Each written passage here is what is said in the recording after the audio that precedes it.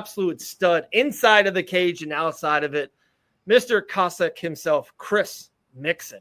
Oh, didn't push the button right. Look at me. Get paid the big bucks. Don't even push it. What's up, Chris? What's up, Dave? What's up, brother? How are you, man? Hi. I'm well. How you doing? Where are you out there in the west in the mountains right now? I am in Denver. Denver, Colorado. There you go. We were talking about that with John earlier about maybe I think it was a bold move by you, in which I respect dearly. I respect anyone that goes for it and kind of puts their chips in the middle. You know, you're doing really good things here in this area, Port Orange and Daytona Beach and stuff like that nature, but to maybe take it to another level or maybe take it to that next step, making a major move personally and, in your career to go out there to Colorado. So I respect that immensely about you, brother. Yeah, no, it was not a decision taken lightly for sure. Yeah. And it's, I didn't, like I said, put my chips in the middle and everything, but it wasn't complete. Like, I didn't move out here alone. Like, my sister lives out here, really close by. So, and I was doing trips up here anyway, so I already established a relationship with the gym. Sure. With Team Elevation before I moved out. So it was definitely a big gamble, but it was also a known quantity. But I knew I'm getting something here that I wasn't getting back home as much as I miss home. Yeah. It's funny when you say, is it 100% home? Do you think one day you'll be back kind of living in this area, or you don't know what's next for you? Dude, I fight the urge like monthly, like something Okay, happens here. I like that. I like genuinely, I don't like living here. Like it's not my culture. It's not my scene. I don't, mountains are cool and all that, but I'm definitely a beach guy. I grew up a beach guy. And like my lease is up in November again, so I'm gonna have that thing. I'm just ultimately it's not a move it's definitely not a permanent move. There's no way I'm gonna retire out here. Okay. Unless something crazy happens, but I couldn't even imagine what that would be. Like I said, I fight that off very frequently, especially when winter comes around. What's that elevation difference like? Well, it's kind of weird because like when you first get here Johnny, John Michael, who just came on your show, he came out here recently for like a week of training, and everybody always says the same thing. Like the first few days they're out, they're like, oh, I don't even notice the altitude. But like as soon as like that third, fourth day hits, and that blood oxygen starts getting a little bit low, people really start to feel it. But like where I'm at is like Mile High Stadium. Like we're all in that area, so I think it's about upper fours, low fives for the field, 4,000, 5,000. But yeah, I mean, I think it helps. I mean, it definitely doesn't hurt. They have the Olympic training in Colorado Springs for a reason. Yeah. I mean, it's kind of knock on wood, but since I've really been out here, both my fights I've had have ended pretty early, so I haven't really been able to push that, elevation to the test. But I definitely feel like I notice it because when I go back to Florida and I train, I've been on the couch for a little bit, as much as I sit on the couch. My cardio feels awesome all the time. So. Yeah.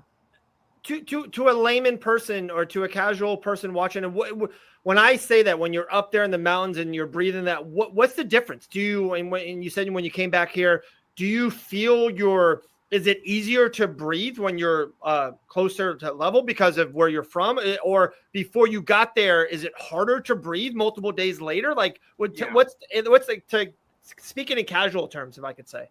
So the way I understand it so far, and I'm not an expert by any means, but as far as I understand it, as far as I've experienced, coming from low elevation to high elevation, you feel it. Like I said, after those first few days, you really start to feel it.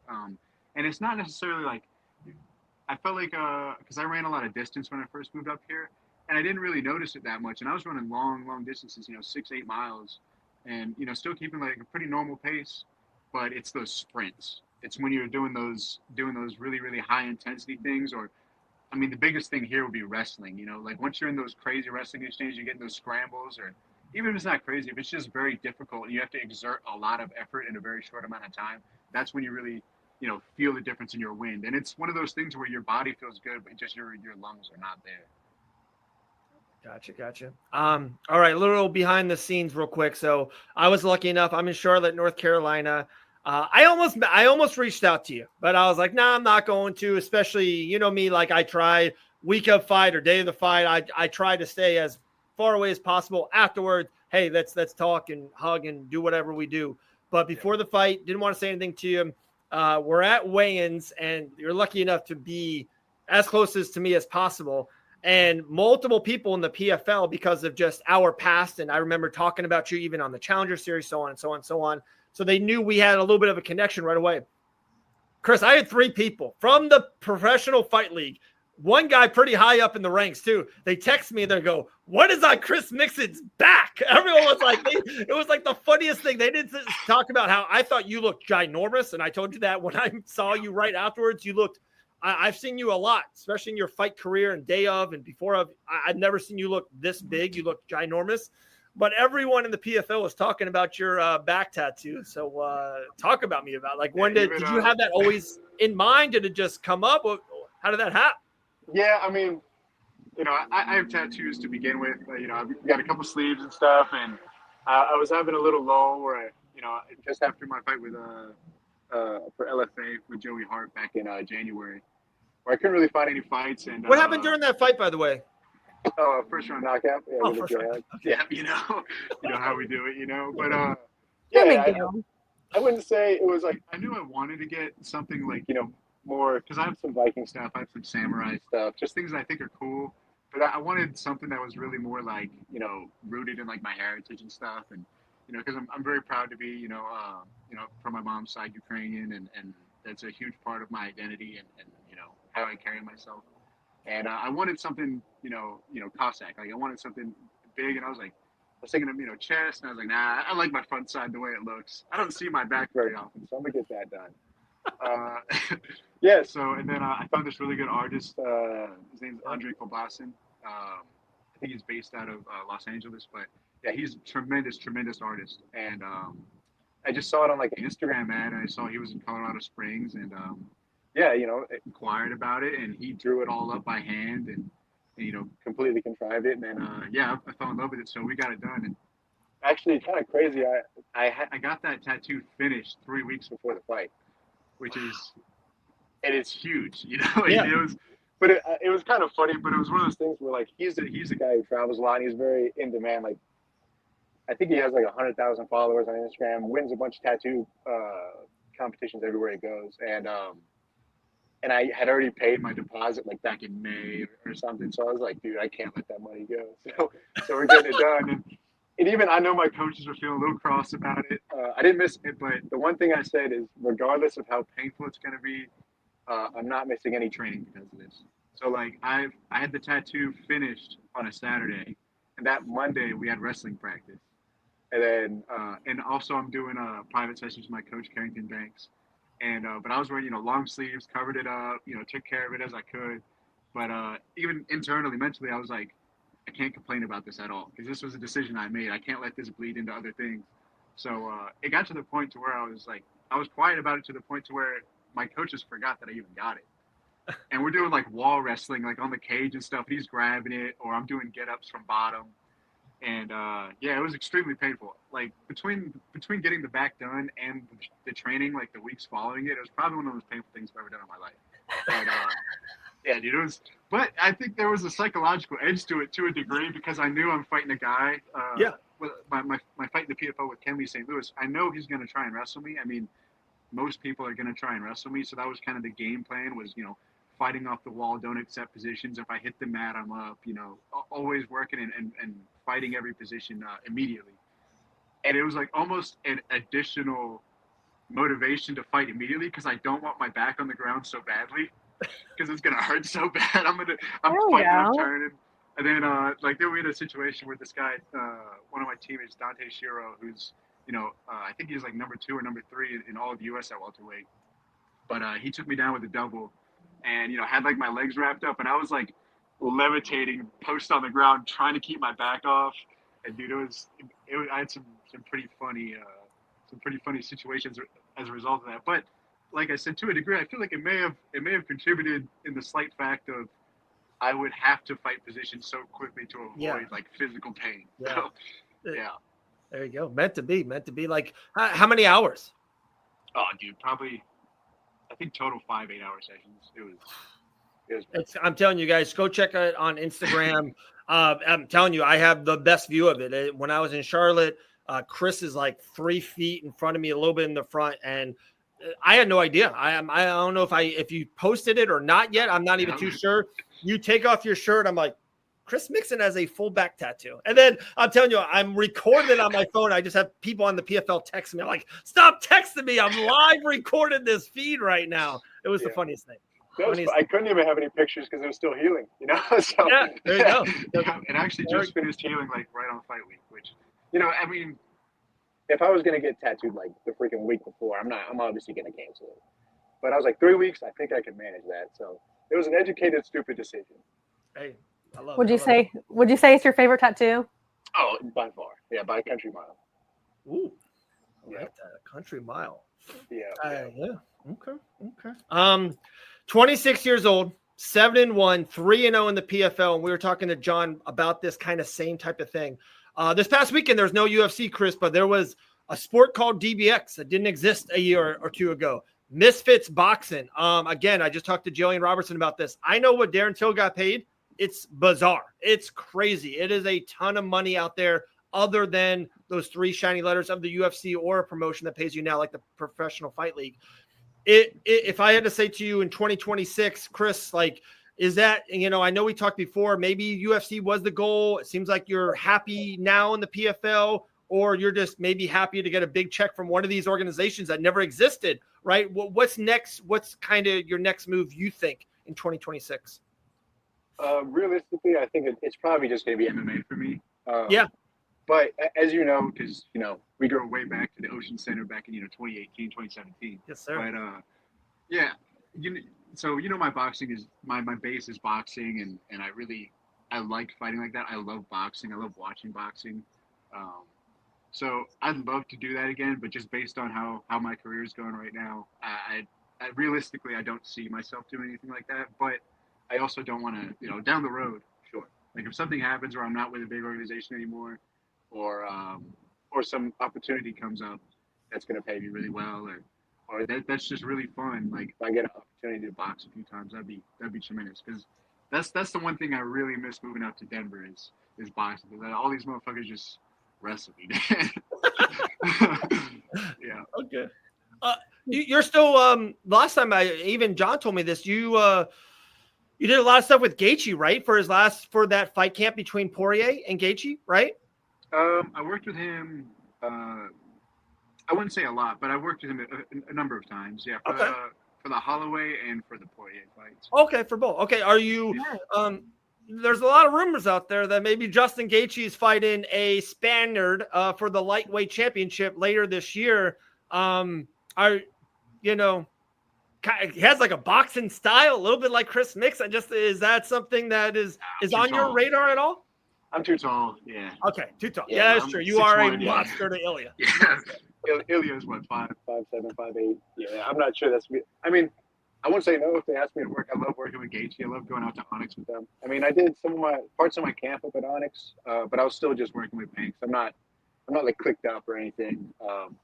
And I can't really speak to that rumor. But the only thing I can say is I have seen Gaethje in the gym, sparring and stuff. So, do with that information as you will. Yeah. All right, bottom line, Justin Gaethje versus Ilya is official. Bottom line. ESPN, let me that's funny. Yeah. I love it. But for you personally, are you I don't want to say this the wrong way. Do you think you're kind of done in 2025? I hate to say there's 4 months out there, but there's not a lot of PFL openings, especially here in the States. But is that kind of fair to me to say that you're probably done fighting this calendar year? I hope not. Okay. Yeah, it's expensive out here, dude. I need the money. Straight up. Like, that's not even, I love fighting and I love competing and everything, but it's kind of getting to the point to where, like, because I moved out here with, some money put away. I was like, can manage for a little bit, but I definitely greatly underestimated how expensive it is out here. So I need the money. So I'll fight in Europe. I'll fight in Abu Dhabi. I don't care. You know? Okay, there we go. Yeah, hey, whatever they got for me, exactly. I'll text Ray Seffo back. Maybe him can relax texting me about a back tattoo. Get my guy Chris Mixan a fight. You know what I mean? Come on, Ray. I'll get him to see it in person. You know?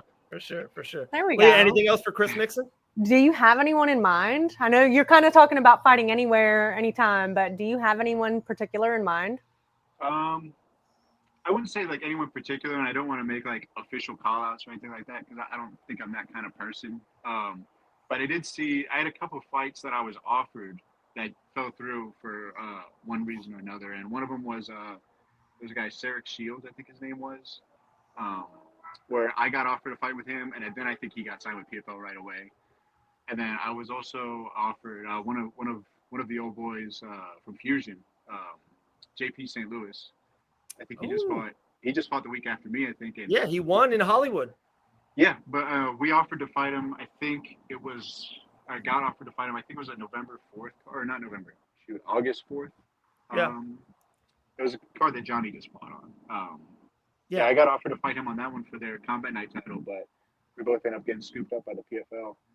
So those are two guys that I know of, like that exist in the PFL, I guess. So as respectful of a call out as I can have, those are two guys I know that are in the company. But that being said, but okay, real quick. So Chris, are you not signed officially like with the PFL? You're not like under their umbrella right now? I am. So I'm under for 3 fights or 12 months. Okay. Yeah, that's my current deal. So for another, just say, I'm jokingly talking about this, but not maybe. If Island Fights on November 14th wanted to put Chris Mixan in the main event, is that something that's not possible, or is it something you would have to bring to the PFL brass to be like, hey, can I do this? I think I'd have to bring it to the brass. Yeah, but I also overheard after my last fight that they want to give me a new deal. So, and I haven't had any details on that, on what that looks like or anything. And I don't want to obviously speak too much about it because it's the business side and stuff. But realistically, I doubt they'll let me do something like that. Okay. Yeah, because like I said, I am under them for the 12 months. Right. I know. Yeah, I'll leave it at that. Gotcha. A little fun bonus question here mostly for the Fight Bananas fans. I think Chris might know the answer. Does anyone know who has been the longest podcast guest in Fight Bananas history? The answer by the laugh is Chris Mixan. One time, John Rodford, myself, and Chris Mixan were like, hey, man, I used to have a studio space literally right diagonal to this, a little cool room. We just got in it, chopped it up, talked about nothing. We're like, hey, man, to come in, we'll have fun 30 minutes, an hour, whatever, something like that. When I tell you this podcast was in 3 hours and 20 minutes, it felt like a Joe Rogan experience. It was a Fight Bananas experience in this, Chris. It's funny because it's like, I don't know, I feel like podcasts weren't as huge back then. Yeah. So, I didn't really understand what was going on or anything. So that was really just like 3 like friends just hanging out. Yeah, just hanging out. There just happened to be cameras and, microphones and all that. Yeah. Crazy. Leah, anything else for Mr. Mixan? Mr. Cossack? No, Chris. Excited to see you fight next, whenever that is, I know. Yeah, me too. I just hope to get my walkout and my nickname right this time. Yeah. We told the PFL. We told them. Well, I think they got it now. I think they did. Yeah. Hey, beat the dead horse. Yeah. Once in a while, you got to. Man, well, so pumped. Always love having you on. Dude, always appreciate your time. Like you said, I just told that story with John before you got on. My Dylan, who's now 8, we have soccer practice. He's in the 3rd grade. He just got glasses past week. He's like a grown man almost. He was a baby, and we were watching Chris Mixan in the Ocean Center. And it's been a great journey, man. So pumped. 26 years young, still a huge future in front of you. 7-1. Mr. Cossack himself, Chris Mixan. Appreciate you, brother. Thank you. Thank you very much. Awesome, man. Have a good one. You Great too. Chris Mixan. Dude, love that guy. Great dude. 7-1. Big future, Leah. Big future.